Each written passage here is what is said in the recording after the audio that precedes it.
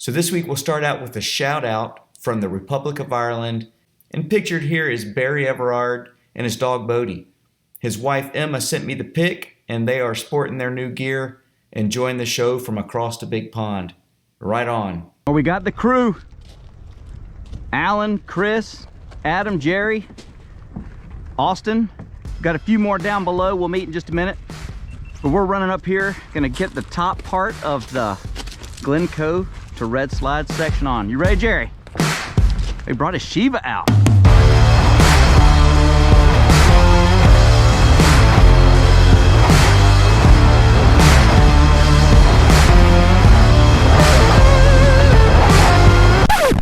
Well, it's actually not that kind of river. It's actually a low water Haw River Glen Cove to Red Slide at about 3.5 feet. And so today I've got some people, we're going to work on our edge control, and really catching eddies is what it turned into. And we're just focusing on the dynamics of catching an eddy. So if you're having trouble figuring this out, we're going to go through some things today, and I think you might be able to learn something. Let's dive into it.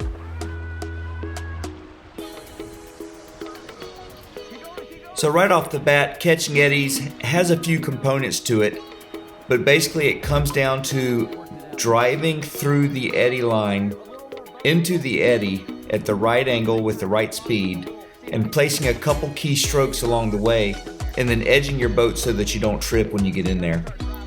The biggest problem most people have is combining all these features together, and it shows up mostly by folks not driving into the eddy but kind of floating down the eddy line, more worried about putting their hook stroke or their pivot stroke in there than they are about the downstream side stroke that is the last stroke right there to get in behind the eddy. Now let's start off with the approach. When you're approaching an eddy, it's best not to come straight down the river and then try to hook into an eddy, kind of like what I did there. It's better to have some angle and to drive kind of cross current slightly as you're going down river so that you can bust through that eddy line more effectively. Oh, really high. Some of these rapids are too low, but here's a good example. I'm driving across the current to dive into there, and we'll freeze it there, and right there in red, that's the eddy line. So you can't float down the eddy line, you have to break across it into the eddy, into that slack water. And in almost all cases, you want to do that as close to the rock as physically possible so you can get into that eddy as high as possible. And Alan really doesn't have any cross current action, neither does Chris. So they're trying to just kind of turn their nose in there without actually breaking through that. High water eddies, more dynamic eddies, are actually easier to catch. But today with low water, it's a good first time training. The only problem is some of these rapids are so shallow they keep hitting rocks. That's just something we'll have to work with today. And so now that we've got the concept of what we're trying to do, you do need to time a couple strokes, and you need to kind of figure out what speed you need to be coming through that current with. You don't want to smash into the rock by being too high, and you don't want to blow past the eddy by being too low. And some of that is just going to come with seat time, and doing this hundreds and hundreds of times. That's just part of the deal. So if you're not getting it first, just keep trying. It'll soon enough come to you. We're coming up on the first big rapid, and what I'm focusing on now is getting that downstream stroke. When you first cross the eddy plane, just work on throwing a hard stroke on the downstream side of your boat to propel you out of the current and into the eddy.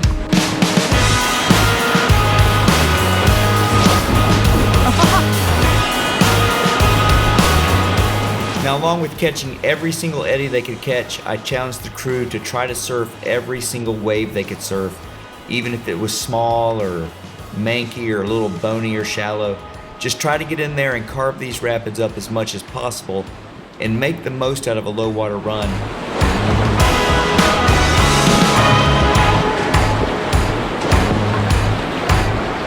Get it, Alan, yeah! And there you see Alan really getting in there and mixing it up. And that way you're not just wasting your day on a shallow water run, you're actually getting something out of it. And eddies come in all shapes and sizes, you can catch them everywhere. And there's one coming up here I tried to get the crew into, but we're still working on breaking through that eddy Right plane. in from where Bonnie's at, straight to me. Hard, drive this way, you're missing it. Good. Drive. Here comes Austin. He kind of gets set up good, and then he realizes he's mistimed with the stroke, so he kind of bobbles at the very end, and he kind of spins out. He did catch the eddy, but he didn't really carve in there with any speed. And Mitch goes by, kind of misses it again, and here comes Jamie. Good, but she really didn't carve in there. She was kind of spun out before she got to the eddy. This one's a little tougher. It's a little shallow in depth because you got rocks stacked up. And Jamie does a fantastic job getting into that one.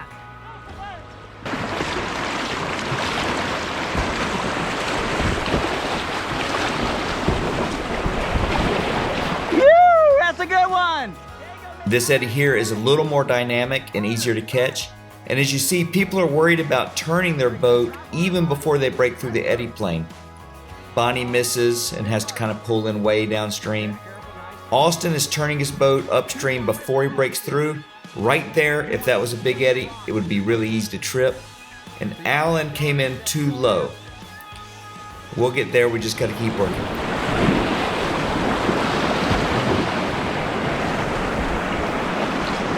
Right stroke, right stroke. Yes! Right stroke hard, right? Look, a pro!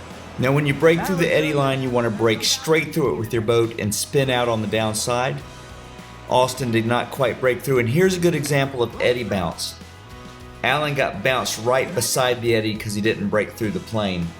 And that's one reason with the more dynamic eddies, you have to go through the line perpendicular, not drifting beside it. Bonnie just runs the S-turn there, and here comes Mitch. Let's see what we can do. He tried, he got a little eddy bounce too. And now Jamie would have had a perfect eddy, but she actually careened off the rock because of the low water. She almost had it. And here's where the crew really stepped up today and decided to get in these small ledge holes at the low water we had and really work their edge control. Practice for when they'll need it later. You just got to get in there and then edge your boat downstream a little more next time. And this is new to some people, and it's not a natural place you want to place yourself. In fact, when the water gets up on big rivers, this is the one area where you never want to be. But sometimes you just end up there anyway, and this is great practice. It's not a wave surf, it's a ledge hole. You get in there sideways, it'll side surf you, and it'll keep you. You just have to learn how to keep that edge and work your way out of it. Be very careful when you're doing this. If you do flip, you don't want to smash your face or your head on that upstream ledge. And just kind of work your way up carefully in those areas. At higher water, just maybe stay away from the ledges.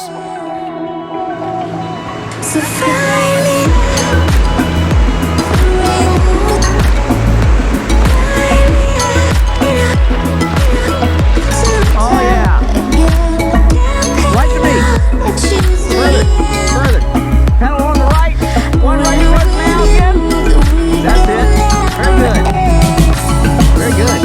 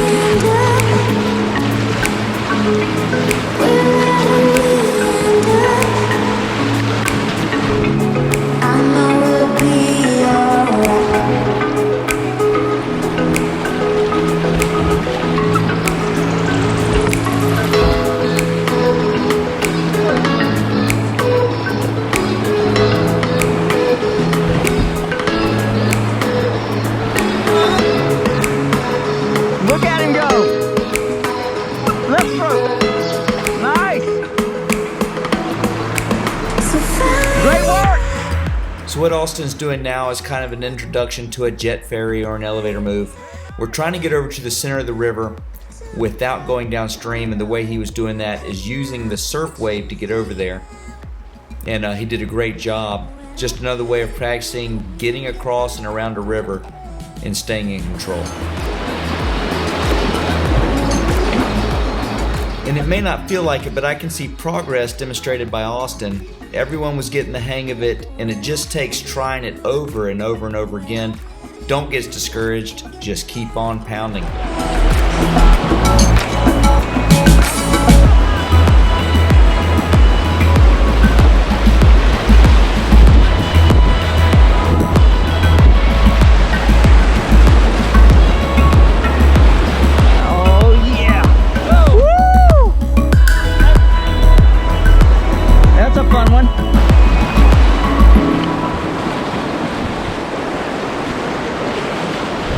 Oh yeah! Jerry! It's a 360 wave!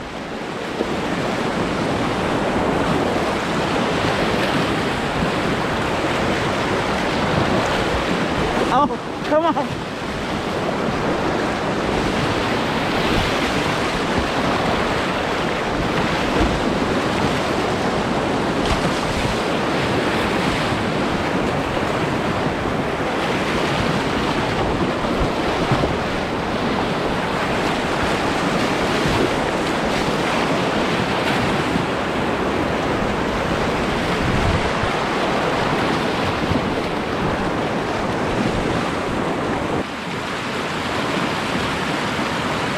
Further, further. Give it a second to clear. You're doing it too soon. Okay. Let your front wash out a little bit. Now, yes. Spin your edge.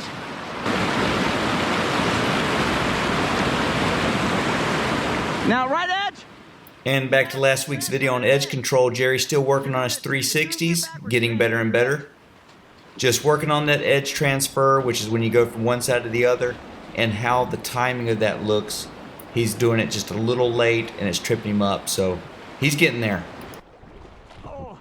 And I'll break this one down again on this eddy. I'm charging through there, and right at that moment right there, I'm crossing the eddy line with my boat. It's at that moment that I place the downstream stroke, a boof stroke, angle changing stroke, forward stroke to get into that eddy. And only after I cross through the eddy do I start turning my boat, and the eddy does that for me, and then I place the pivot stroke or the anchor stroke in.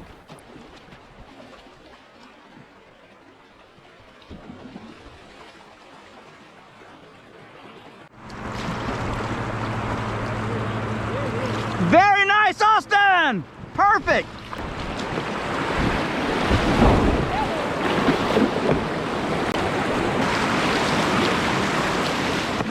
And here we are at Risky's Ledge, another great place to work on your ledge hole skills. And at this water level, it's grabby enough to get you and hold you, but you can mostly get out of it, and if you did get upside down, it's not going to be an issue. It's going to flush you.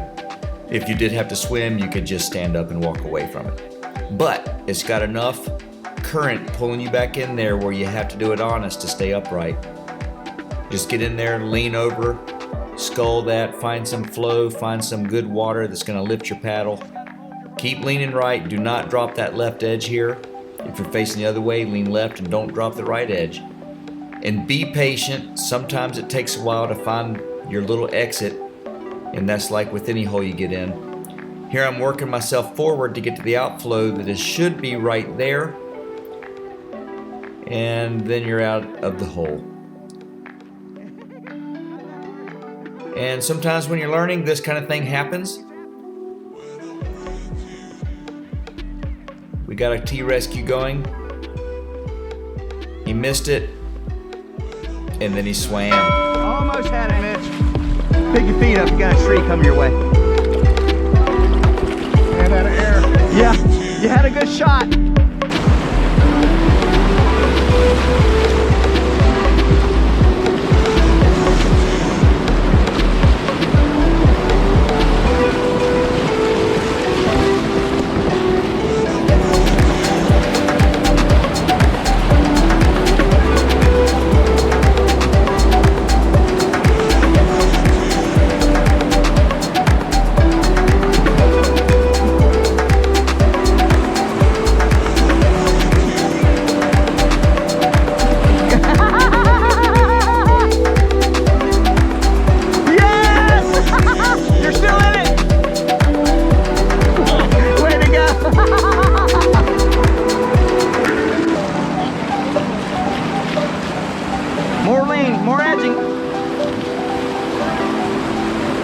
There you go. Keep that edge.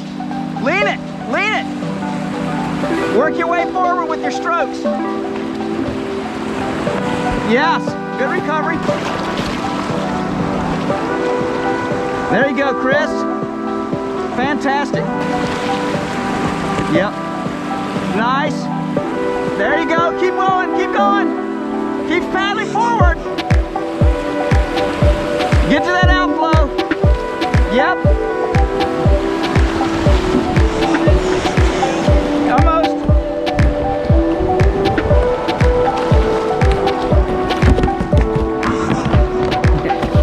Yeah, you're good. Cool. I was gonna hand to God you, but you came the other way. Nice. I didn't know what you wanted.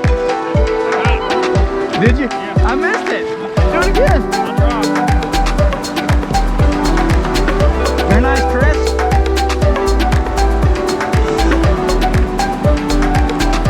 Oh yeah!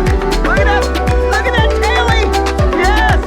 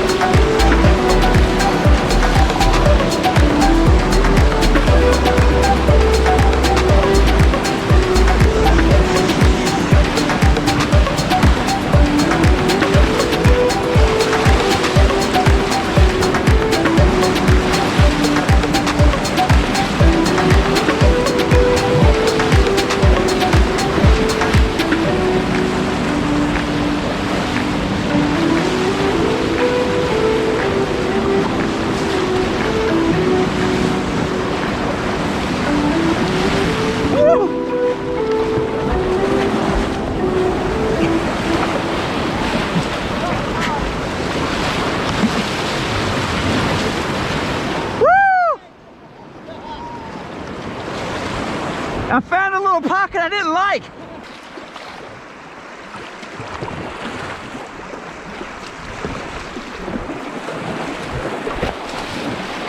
A beautiful eddy. Right there. Yeah, come. You can snug up to that rock. You're perfect right now. Big left stroke when you hit the seam. Oh, I missed that. Too early. I hate my paddle. I need a hand paddle. All right, keep going, keep going. Left stroke, now. Good job. I missed it. Oh, you got it, Mitch. All right, now back out of there so he can run it. Paddle hard. Further right. Now, yep, now stroke. There you go. Look good. After playing for a while at the ledge, it was time for a little break. And I wanted to switch boats with Jerry to get him a chance in the remix. As being new to kayaking, it's always good to try as many boats as you can so you can learn about how the different types of boats operate. Woo! That's a good one. Drive for this eddy. Uh-oh. I'm here. That didn't work out. It's too shallow. It's never too shallow. And this is a common myth among people learning their combat role. It's too shallow to roll. Really, you're just interacting with the riverbed and you're not used to that. Sometimes you have to hang in there for a few more seconds. Next time you're feeling the riverbed and you can't get to your setup position because it's so shallow, either give it a minute and see if you wash off, or just push off the rock with your hand, make some space and get up, or maybe just roll on the other side. Well, I couldn't get my head out. You just have to wait longer. I was waiting, and I'm like, dang it, it's not clearing. You good? Yeah, I'm good. Drive up on that green ramp and then catch the eddy behind the rock.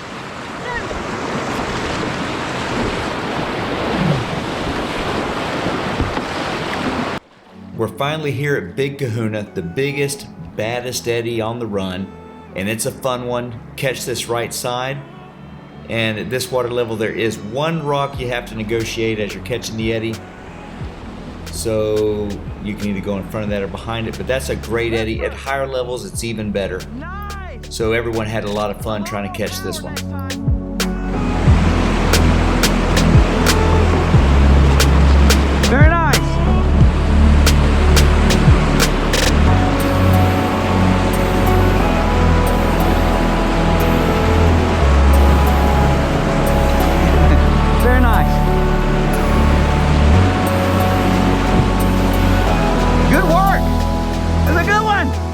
here you see Alan really wanting to make the best of it, but he gets caught in a world of decision and he loses all his speed and kind of floats into the rapid and then has no energy to drive across that eddy line and kind of washes down. That's a very common thing. You gotta approach it with a little bit of attack and really go for it. And there you see Bonnie coming in, not bad, just need to drive in there a little tighter, a little higher to the rock, and with a little more aggression.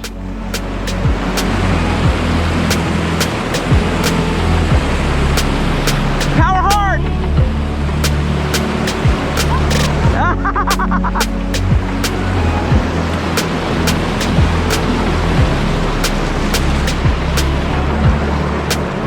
All right, playtime.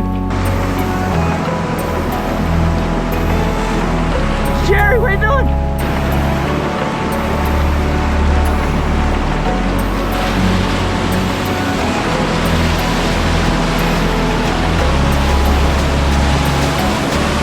Oh, come on!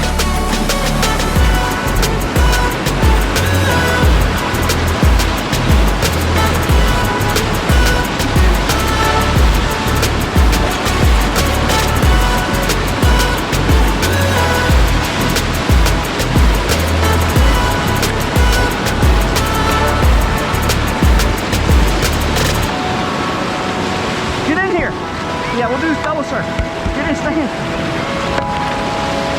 Oh no! Oh no! Come on, we're in! Ah!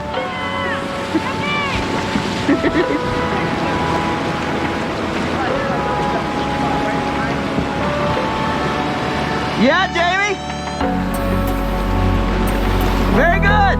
Lean left! Nice! Killing it! Yep. Mind that edge. There you go. You're coming back across. Keep coming. Nice. Woo! Good stuff, Alan. Yeah. Work it. That's right. You're fine. Go backwards. Back surf. Yeah, back surf. It's easy. Yes. Nice. Woo! Got it.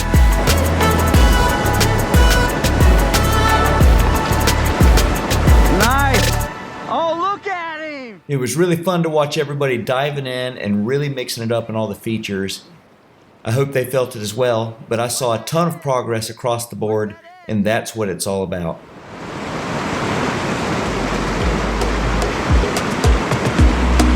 Yep, very nice. Okay, oh man. Yes!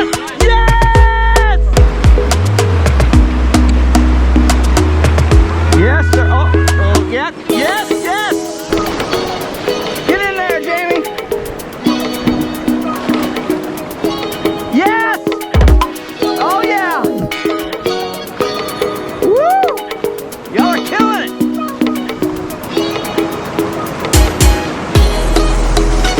Jamie's an animal.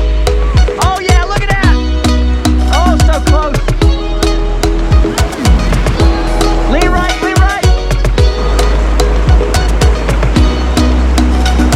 Oh yeah, keep it going. Oh, get it, Jerry. Oh no, Jerry. Oh, that was his helmet. You need a new helmet. Never seen that before.